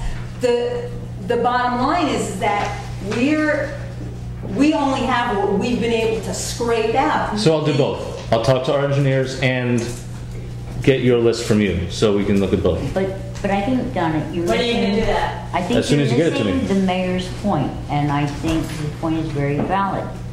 You have said that your water is in trouble. We need to know who you are and where you live, so we can send the engineers there, okay, to resolve that problem. Tammy, the same. You the same. To sit here and say, well, gee, some of our neighbors have problems. Well, that's not what the mayor's saying. He's saying, please specifically tell me who you are and that you're having a problem. That's the only way we're going to be able to solve it. Right. So if all of you could tell the clerk, let's take a 5-minute break. We will, as soon as Donna's done. Yeah, I'd like to finish. Yeah. Oh, I'm sorry, Donna. I didn't realize you were done. And I think we do, not to beat a dead horse, but I won't talk on that. We do understand what the mayor's asking, what you're asking for. It's a great thing. It's just what some of us have been saying. It's just a little highlight. There's a lot more stuff out there that exists that we don't have access to. That would be important for you to know. That's it. Right. We don't disagree. Okay. Right. Okay. Great. Which is why I'm going to ask our engineer, who could see patterns, who could tell us about other places things like this have happened, etc. Okay. But could I just make one point? Very briefly, because it will be at the very first test at Etna, the very first one where we weren't notified and all these things went wrong. If you look at the number of things that they listed went wrong, and I talked to Sally and Celeste, well, you just had one person dewatered, and we're like, no, that's not all that happened. A lot happened. We're not sure if you guys have been fully informed, and we're just the whiners sitting here, but we're not sure if you've been 100% fully informed of all the little issues that have gone on. And that's just what... Right. And that's why I'm asking specifically to be informed of everything you know. Yes. Understanding you may not know everything, we don't know everything, but we're going to put the pieces together. Okay. So please, Don, if you wouldn't mind. The rest of the questions that we have are, the next one is, when phase 3 begins on September 30th, will the secret process also begin? We don't begin secret until we have a project selected. Right. That's how secret works. We don't control how secret works. It's just secret. It's a state law. That. Yeah. Okay. Are all possible water sources subject to secret? How do you mean? Once we decide on the project, that's what the mayor What I'm just saying said. is Any project chosen would be subject to secret. Yes. Okay. Yes. Here's another question that I would hope that you can answer. What contingency plan does the village/town have in place and that's if we're going with Plains Road, should the Plains Road site be chosen as a source and the wells of the community become dewatered or contaminated, which has already happened in some cases? We're not there. We're not there yet. Is the short answer to that. We haven't designed that yet. It hasn't come. Like I said, we're in the middle. We're not at the end. We're in the middle of the project. I understand that you're in the middle. We haven't even decided. We haven't even ranked the sites as far as I'm aware. Okay. And at the risk of being very repetitious, I just want to point out that while I understand, and I'm sure the rest of us understand why that you're in the middle, that it's a very long, involved process. Wait, let me finish. We understand that, but this lady right here, she's not in the middle, she's at the end. And we're going to solve her problem. Okay, just wanted to reiterate. Here's my understanding, and with a big caveat that I may be wrong. My understanding is that any mitigation that would be needed for this project would be paid for and implemented by New York City. Okay. So, for example, if, I don't know, someone needed bottled water, or, I mean, I'm trying to think of what might happen. They have done you know. that, so. But again, and so when I get this list from you all and talk to our engineers, you know, it's if there is mitigation needed because of these tests, I'm going to be going to New York City and asking, you know, look, this is your project. You need to pay for whatever. I don't know what would be needed, but that's after we figure out what's going on. That's after you figure out what's going on. After I get your list, after I get this, after we put the pieces together, if there's mitigation needed, my understanding is New York City would be taking care of the mitigation. All right, and that. I don't know if that answers your question. Well, it brings me to my next question. Okay. Aren't you lucky? What are the specifics of that budget? And then we've been told a number of times that there's a budget, there's money, it'll fix everything. That's a little too vague. You look at a budget, there's line items for everything. You can only spend this money for this kind of, you know, in this direction. And I think you're way off base there. Okay. Okay? Because the budget is the budget for the exploration, for the testing, for all of that. Okay? In many instances, as far as I know, when problems have been brought to DEP's attention, there has been every effort, not in the future, every effort to help resolve that problem. Now, if people are having problems and they have not shared those with DEP, that to me is a difficulty on your side of the aisle. That makes sense. That makes sense. But that's not, my question is, what's the dollar figure? What's the money that's there? For the entire project, I don't recall off the top of my head. Well, when you get that information, can you share it? No. The budget is a public document. You may look at it. The clerk has a copy. Yeah, call Village Hall tomorrow and you can get those. You may view it. Okay, that's the answer to the question. Yeah. Wait, move on. That's all we're asking. All right. It's not. This is not an attack. It's no, just. but I mean, these are things that are known, Donna. That is a public document. It was voted on in public. It was rendered in public. Okay. Okay. It's not a secret. Okay. Good. That's good. Okay. That's good. Let me see. Now, I don't know if you'll have the answer to this either. What is the village's timeline for construction of the infrastructure or infrastructures necessary to implement any of the alternative water sources? In other words, when do you have to decide by, leaving yourself enough time to get everything done so that we have water when they close the aquifer? It depends on which one is chosen. It depends on the best option. That's not the question she's asking. This problem has been known for many, many years. Right. Only a year ago did the village begin to address answering the problem. I understand that. We understand that in 2016, and I think we're still on that schedule, are we not? As far as I know, October of 2016 is the probable date for the first closure, which will be a 10-week closure. Except, I started this work in 2003. My first month in office. I spent 4 years doing it, working with going to meetings with with New York City and exploring options for beginning. We didn't get nearly as far as we are now, but we started. And then budget priorities in New York City changed, and all of a sudden, the 2010 shutdown date got pushed to 2020, and then in 2011 they get back to us, and after 4 years of nothing happening at all on this front, saying, all right, we're going to get this thing started again. So it's urgent, this deadline, unless New York City moves the goalposts again and just says, okay. We could hear nothing from them for 5 years, and then have to do this again 5 years from now and start the aqueduct repair.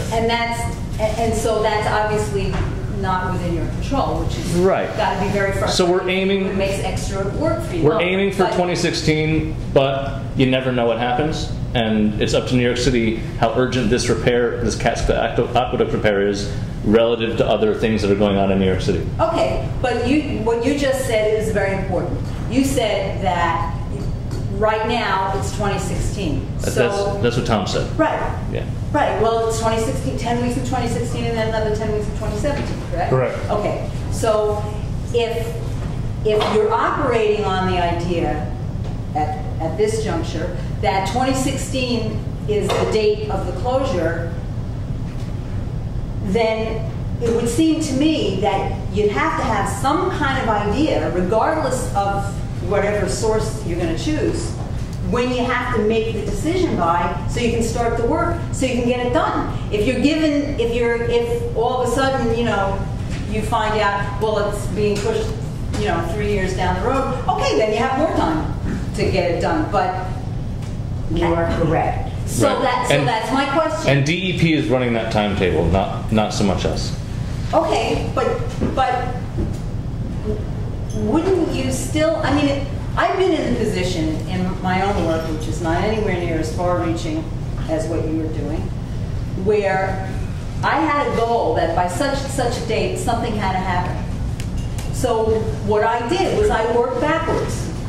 I said, okay, in order for it to be completed here, I'm going to need this much time to do this, I'm going to need this much time to do this, and so forth. So I knew when to start, so I could be finished. What is your question again, Donna? My question is, you got to have some kind of idea sometime about when you're going to start work. If you're keeping in mind that 2016 is the date. What's your deadline to choose them? You mean how adults plan things? You know what? I understand your frustration, but personally, I feel like while those remarks that you make are heartfelt, I'm trying to avoid them. I understand. Okay, thank you. So have I, but unfortunately, excuse me, Jonathan. Jonathan, excuse me. Many people, Mr. Cohen. Without thought. Thank you. Donna, I'm going to answer your question because I agree with you. Okay. Okay. Thank you. Absolutely. If you have a problem to solve by X, it's a good idea to get as much solved ahead of time as you can, because we all know between the cup and the lip, there's always a slit. And you have to have time to solve that slit.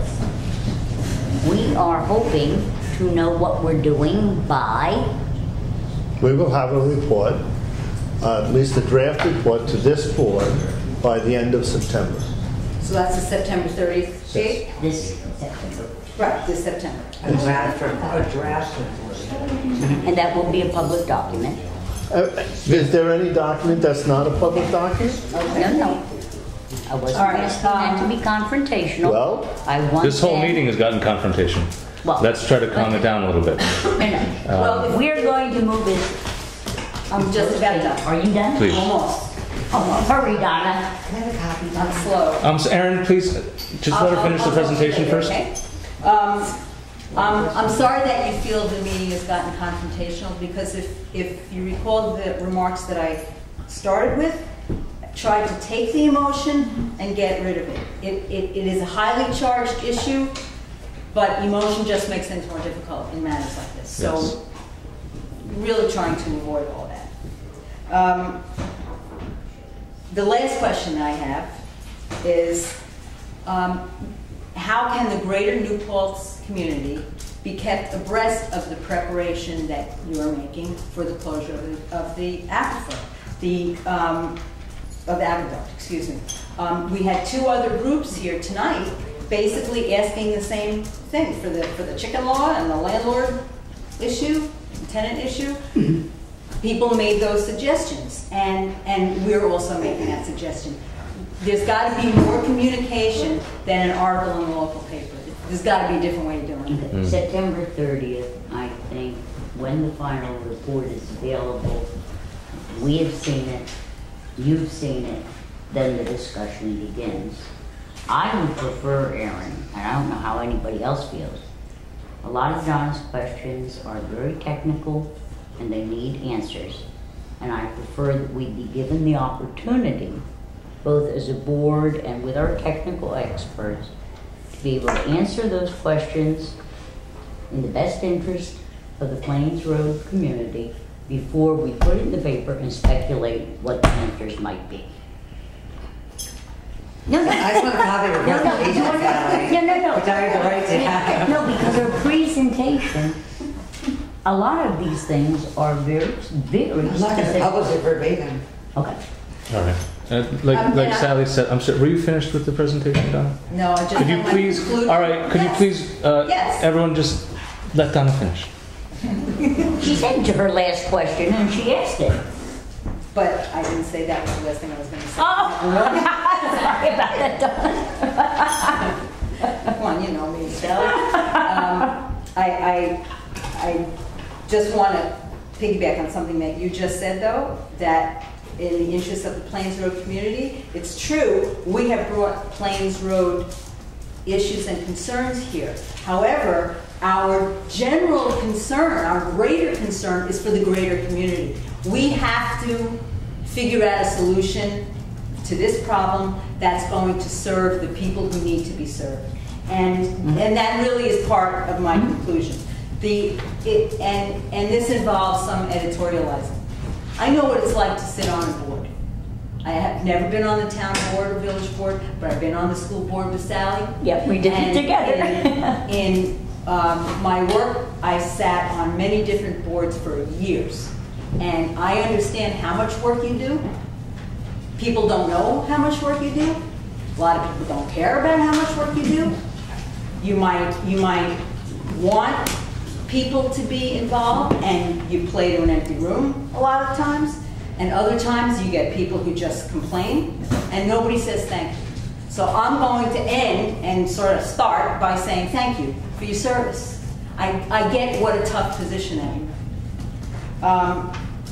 But even though it felt a little confrontational a few minutes ago, we're two groups of people, but we have more similarities than we have differences. Because as responsible citizens, we are duty-bound to be actively involved in issues that face our community. That's our civic duty. And your involvement in your community can't be overstated.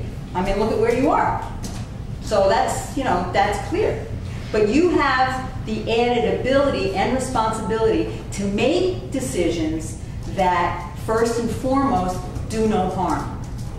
And I'm not talking just about Plains Road. I'm talking about the community at large and the environment. So, in closing, my last sentence. We want to work with you. We can work together, and we should work together. And thank you for your patience. Thank you, Donna. I do have a question for our board. When is everyone going away? Just, if we may not have this second meeting this month, I don't know if there's any decisions that may have to be made coming out of what we find from our residents. Relevance? You are asking the residents of Plains Road to send in the reports. I don't know if there's going to be any decisions that would have to be made by the board prior to our next meeting. We can always have another meeting. We'll figure that out. But We don't have to figure that out right now at the table, right? But that is, I think you understand. Yeah, I do. That's enough for everybody, and these are your questions that need answering.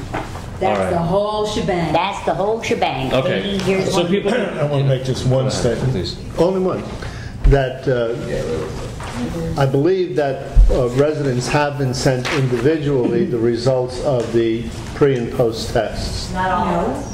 Wait, I believe that they have, and they may not.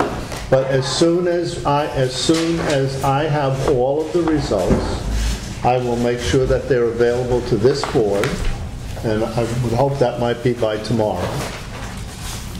And I will find out whether there is not a plan in place to send to each of you. I'm not suggesting that all of you will receive everybody else's results, but I will attempt to determine whether and how fast each of you can receive the results from your pre and post test, and I'm assuming that there will be a numeric system that does not identify individual persons, and I will make those available to this board at my first opportunity, I hope, by tomorrow. No more comments from the public tonight? No, I have I'm sorry. something very important that needs to be addressed to what you just said, and I'm going to say it. I'm sorry. That's incredibly... He's talking about this pre-test, and the pre-test was done after the first 52-hour test. I just thought that's what. But that, what Mr. Rocco said doesn't preclude what I'm hoping during the break, each of you on Plains Road who has a particular problem right now in your household, please see the clerk and tell her your name and address so that we can have that dealt with. All right. And bills also? Bills for pumps that were broken, for faucets that have been changed? No, because I'm not sure. We want the... I'm just asking you to tell the what your problem is. There is no promise that Sally, you will have reimbursement. That's actually, I'd prefer if Donna's willing to do it, we get it comprehensive all at once rather than come in sections. People who came here tonight. All right, if you want that, I'm going to wait until Donna gives me the list. No, because yes, I am. Jason, we have people here this evening who have specific problems, and they made the effort to come here tonight, and I would like their names given. Okay. I understand. If Donna wants to supply another list, that's her privilege, but I personally think those people who came this evening who have specific problems, we need to know who you are and see what we can do. So the pump that broke is not a problem? A pump that broke, a water pump is not a problem? Do we know that her pump broke because I have the bills I can show you, and I've had forces changed. That's a problem. There's no way for me this is the problem with raising this issue in this way, in this venue. Right. And I did not do that.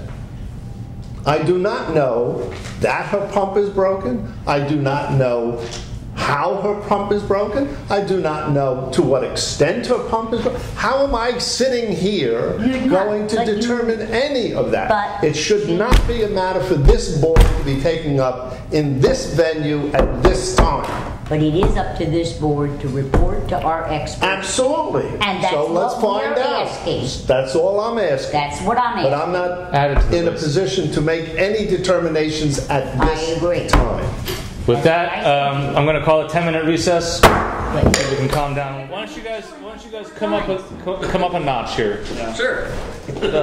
Katie, pull up your chairs all the way to the table. That's good. You get a star. So you keep the original then. I will keep you the original. And there's the envelope. All right. I was promised a 10-minute presentation, and then it's up to us how long we go with questions. So short and sweet.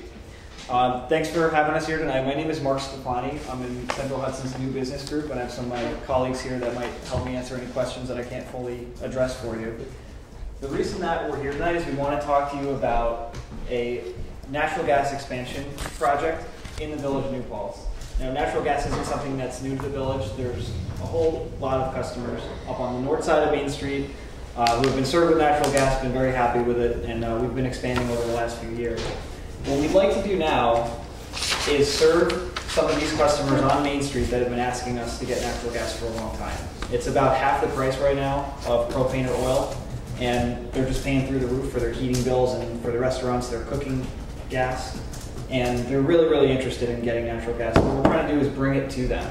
And the best, most cost-effective way we can find to do that is to tap into the existing main that we have down here, right near the building that we're in right now, bring a natural gas main up Platte Hill Avenue, and bring the main through these two properties, which we've already gotten verbal okays from those property owners. They're thrilled to be getting gas to their property, so they're fine with us doing that. And the few things that we wanted to specifically talk to you about tonight was the building that we're in right now is right where we're going to be passing this gas main. And we're really hoping that the village will be interested in converting these buildings to heating with natural gas. Based on the information that I have of the oil and propane usage, the village would save approximately $30,000 a year to switch to natural gas from the existing heating fuel. And that's just a small part of the overall project, but it's pretty significant for the village. For the customers that are going to be affected by this entire, we're calling this phase 1 of the project, there would be about $80,000 in annual savings, including the village. That's all these customers right here are going to be saving on their heating bills, $80,000 per year. Additionally, from that, getting rid of their old fuel sources, propane or oil, they're going to be saving about 310 tons of carbon emissions per year. And just to put that in perspective, that's the same as about 31,560 gallons of gasoline consumed every year. And it's the same amount of carbon that would be sequestered by planting 7,224 trees. So definitely some very real monetary and environmental benefits to this. Right in this location here, we have the municipal village parking lot.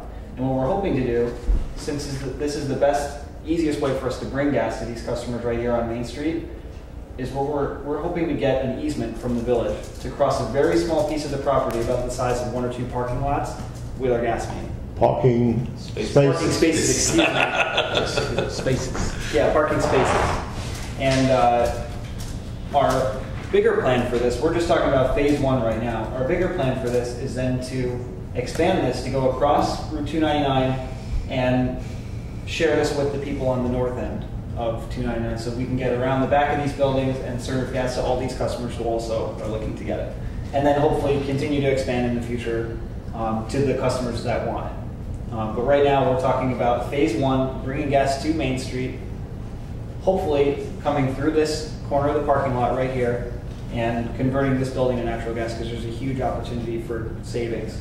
You would do the conversion for free?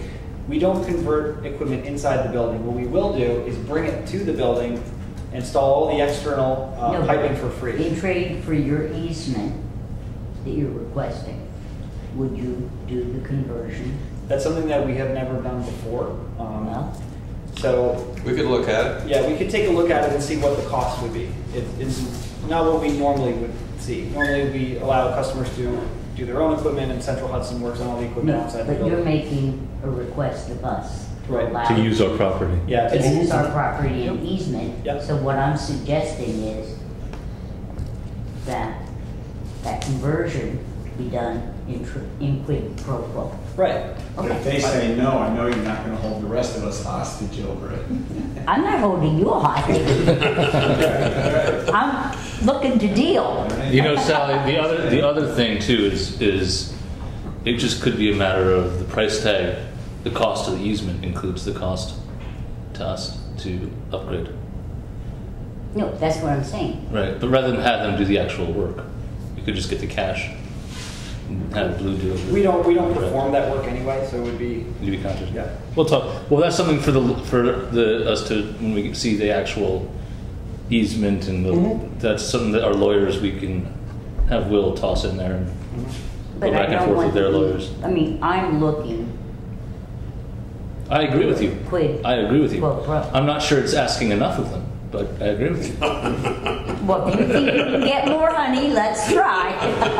Well, I'll put it to this way, Sally. One parking space costs about $5,000 to $10,000 to build, just a flat parking space with the grading. And well, I'm thinking paving. of lost revenue. You would not lose those parking spaces. Yeah, we'll restore it. We're just going to be under. It's going to be just like it is when it is now, but.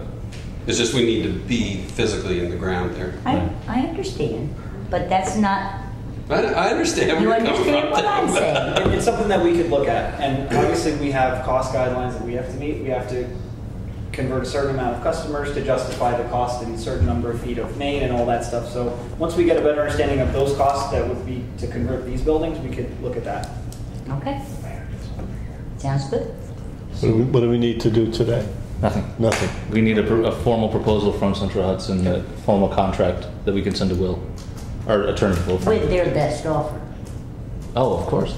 Yeah. Well, Not just their proposed there easement. are some experienced and sharp people here. Right, yeah. Looks Yeah, I guess we'd have to ask who we would work with to see what your equipment is. I know one of the engineers that was working for the village wasn't Klauser or local. Somebody No, it's Rich Root. Okay. Yeah, Bernier and Nerios is had called about gas for generators. Yeah. And we could serve them off of a main that's out behind us now. But with generators, normally we don't really get revenue for them, so there's normally a cost to do that. Mm-hmm. But the conversion, that's a whole different story. So we have some information already. Okay. Because Should we work through him? Through Rich would be fantastic. Okay. Yeah, he wouldn't have all that. Blue. Well, and Blue. Rich will call Blue. Yeah. Okay. I mean, for Head of Public yeah. Works. Yeah. Who's our superintendent? Yep. Furnaces, I guess. Yeah, probably. Yeah, definitely. So we just need the formal proposal. We need the contract language. We need what you're what you're going to offer us in exchange for using our land. And we'll try to ring you dry. What do you want? Okay. And I Fair enough. suggest your best offer. Yeah. Okay. Duly noted. Crack the whip, Sally. Crack the whip. And I'll be happy to negotiate it. You don't want that to happen, trust me. You ever hear of bad cop, bad cop? That's Sally and our lawyer in the same room together, yeah.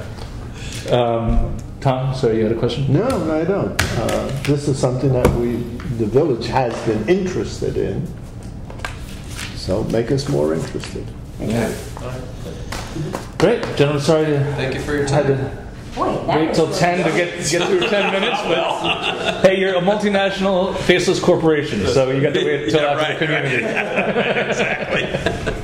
Okay. Always good to see you again. Take care, Tom. Tom. Pleasure. Jason. Good to see you again. Good to see you. Take care. Thank you. Thank you. Thank you. Thank you. Thanks a lot. Location that we're So how do you spell Sally, go is your easy on name you. ending in an A or an An R? I. It's Sclafani. That's what I thought. Okay. Now remember, That's what I thought you said. It was Sclasana on the agenda, but I'll answer to easy. Yes. So you drive a hard bargain, but you're fair. yeah. Bargaining with her at the antiques. Yes, we just met this afternoon. Don't bargain with Sally. Can I just make one? Thanks so Yeah, please. On this? I was on the chamber board in the mid-80s. I was actually the director of the chamber back then. And when Central Hudson came in and said, we'd like the chamber to support this project, we're bringing gas into town. And they brought it into town. So, I'm so excited about this because I've been waiting for it since then. They came into town and they went to the college and they went to Henry. And then they stopped. So, Yeah. So we're very excited. Good. And all of those people that I talked to are really excited about the possibility of this. Great. Thanks, Mike. Thanks. And Mike's supplying food for it all. Oh, good. Yeah, that's his part of the deal. Thanks. Thank you so much. All right. Bye. Do a taste this year? I'm exhausted, but Yeah. So let's go. it's okay. Let's take a step back and deal with our 2 consent agenda items. Rebecca, what is it that you want to do with the minutes? Yes, we do.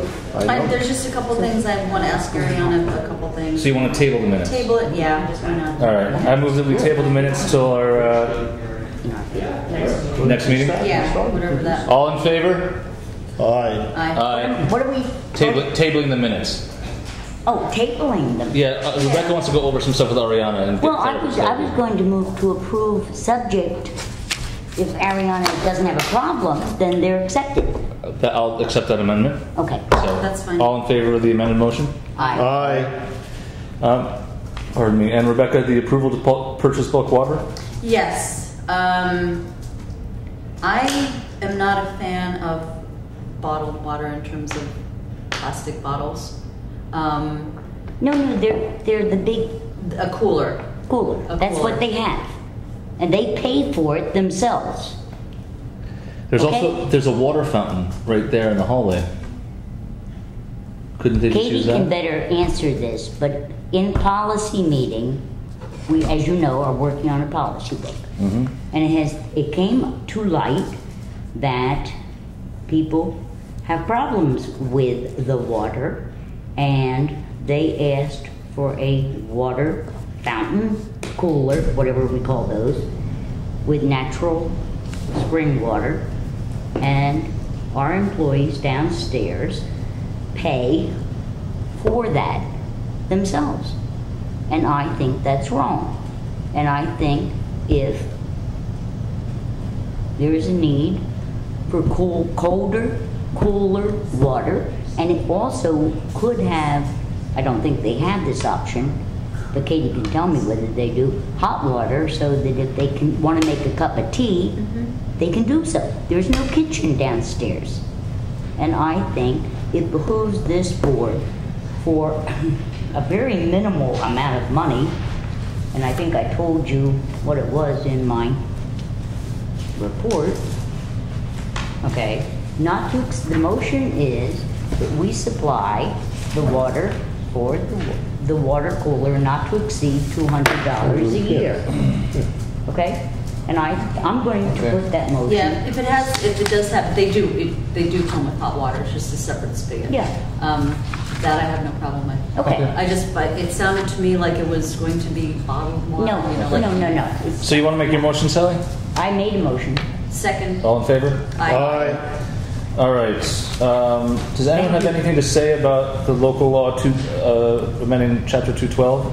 I would like to move for it to go to hearing at the earliest. So there'll be September 10th at 7:45. I'll second that. Any discussion? All in favor? Aye. The next one's mine too. Okay. Okay. Where's oh, yeah. That was number 3 in my memo. Okay. We have 3 employees who work for us regularly, part-time, which is, is 15 plus hours per week.